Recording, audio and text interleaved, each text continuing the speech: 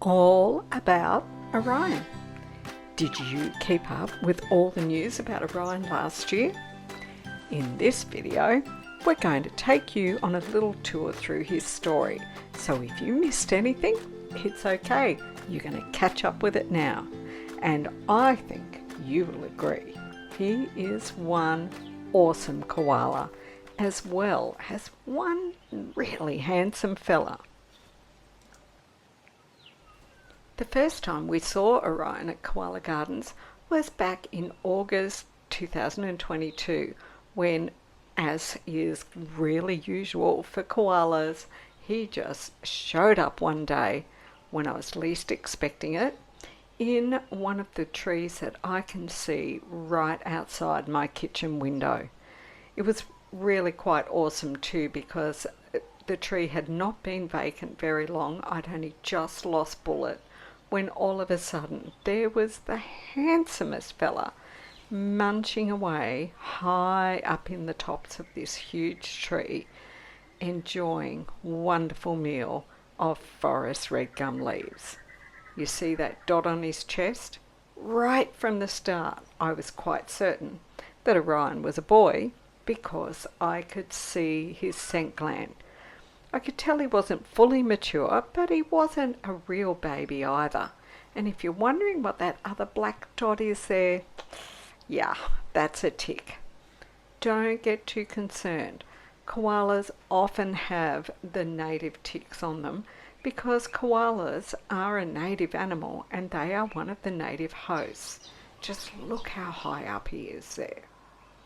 He is indeed one handsome chap who really caught my eye, and I think everybody else's, right from the very start.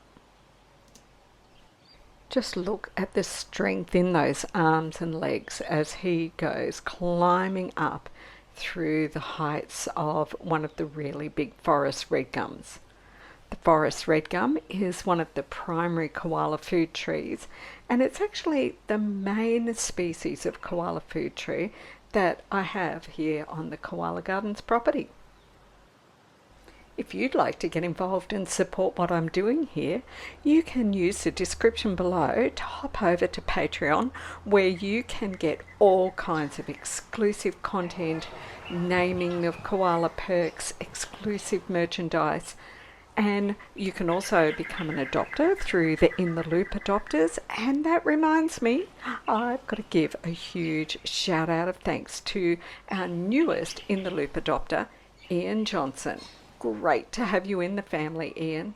And I want to acknowledge the Widjabul Waiable people of the Bundjalung Nation, on whose land I live, work and play. Back to looking at Orion. This is still in those early weeks when Orion first arrived here.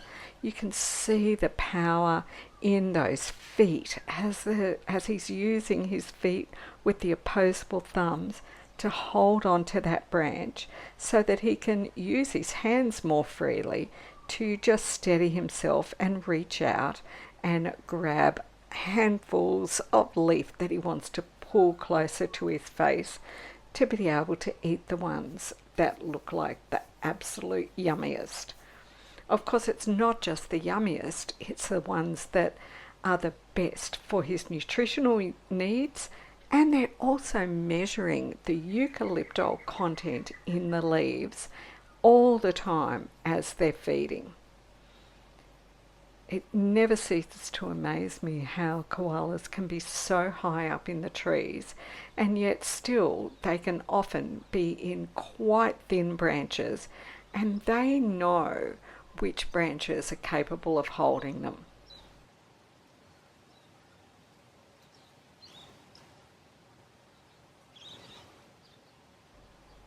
I also always find it just so interesting as to how long a koala will sleep for, and then just how strong and active they will be when they do wake up. Because when you see them climb into the heights of these trees and eat this way, it's a hard way to earn a meal. Orion in this image is sitting in a pink bloodwood tree, And you can always tell the difference immediately with them because they've got that dark brown bark that's got a really different pattern to it, a rough pattern to it, as compared to the smooth bark that you can see here on this tree in the forest red gums. Orion is trying to beat the heat here. It's now quite late in 2022, and for us in Australia, of course, the end of the year is the middle of summer, and he's trying to keep as cool as possible laying on that branch there.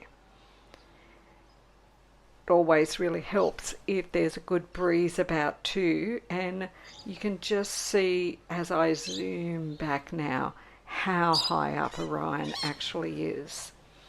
This is another one of these pink bloodwood trees. Again, you can really see the difference in the type of bark on these trees. The pink bloodwood is a secondary food tree for some koalas, and I say that because I've noticed that not all koalas eat the pink bloodwood tree, but I quite often find that koalas who live here on the property will have a nibble at it at different times of the year. Now this is a really fun one. Do you remember this?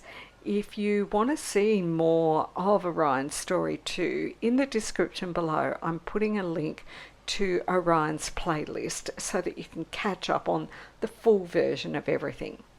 You can see that amazing nose pattern there. That's not Orion. Oh no, not at all. That is a beautiful female koala called Mikkel. And there's Orion. He's got his eye on her. She was not really too pleased with his attentions. And what I did discover some days after this video was taken, maybe a week or so after, was that she actually already had a joey in pouch. Look at how he's stuck now sitting on a branch of another tree, but it looks like they're like sitting back to back, ignoring each other. It's really quite a cool look. Koala Gardens is a private property, and I dedicate a lot of my own time and money to actively providing as much habitat as I can for koalas. All of my video is always going to be free here on YouTube, but you are more than welcome to help me along a little bit by using the super thanks button below at any time. Even a couple of dollars helps out everything that I'm trying to do here. Just look at that face. I love it when koalas play this game. I've got a little stick in front of my face, so I'm quite certain you can't see me. Yeah, buddy, keep thinking that. The tree that he's in this time is a swamp mahogany, which is a eucalypt tree and another of the primary koala food trees.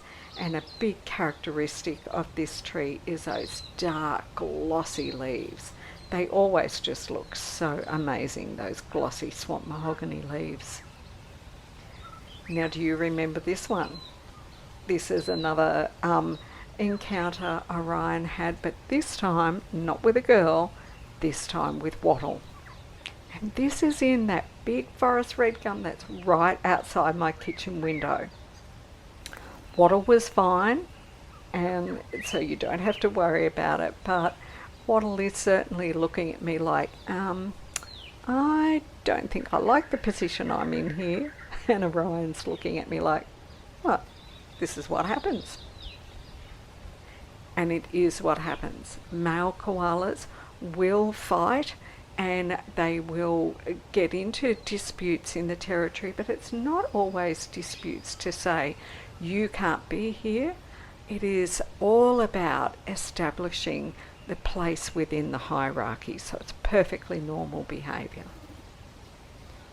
A lot of this male behaviour usually ends up involving a lot of, I guess you could call it like Mexican standoff type behaviour of one koala moving out to the edges of the branch where it's too thin now for the other koala to follow them out, and just sitting it out while the bigger koala, it's usually the bigger koala that sits closer back to the tree, waiting to see if the other one will come in. If they do get right up together to each other, then they will fight. But again, it's not a matter of, attempting to fight in a really big and aggressive way, so much as a way of establishing where each of them sits in the hierarchy. And at this time, Wattle was beginning to move out and disperse, so it's not surprising that Wattle was encountering other male koalas. But I digress. Let's get back to Orion's story. In July 2023, Orion was crossing the road to come into the property when he was unfortunately hit by a car, and he spent 2 months in hospital at Friends of the Koala. And here he is the day I was able to go and pick him up in August and bring him back home. You can see that he's not being released straight up out into the wild. I've released him into the Kindy area, which we often use for some rehabilitation for injured koalas. So it was the perfect place for Orion to start his journey back into becoming a wild boy again. Look at how fabulous he looks. He's a real miracle boy to have survived being hit by a car. And it's one of the huge dangers that many of you are already aware koalas face by trying to coexist in the changed world that we human beings have made. Orion spent a couple of weeks in the Kindy and he healed up so beautifully. He was getting really strong. I released him out. He was here the next day, and then you know what? He took off, and I have not seen him again, but I choose to believe that he is no longer crossing the road and is living very nearby, wild and free. And that's it. You've made it to the end of another Koala Gardens video. Would you make sure you write in the comments below, our boy Orion, as we celebrate how fantastic it is to have wild and free koalas in a place where they can find lots of good habitat. And don't forget, if you're looking for a t-shirt, a hoodie, a hat, baby clothes, a bag, anything, before you go to a shop and just buy something, pop over to my Redbubble shop and see if there's a design there that just appeals to you on the thing that you want. It might be for a gift for someone too. Lots of great ways you can support my work anytime at all.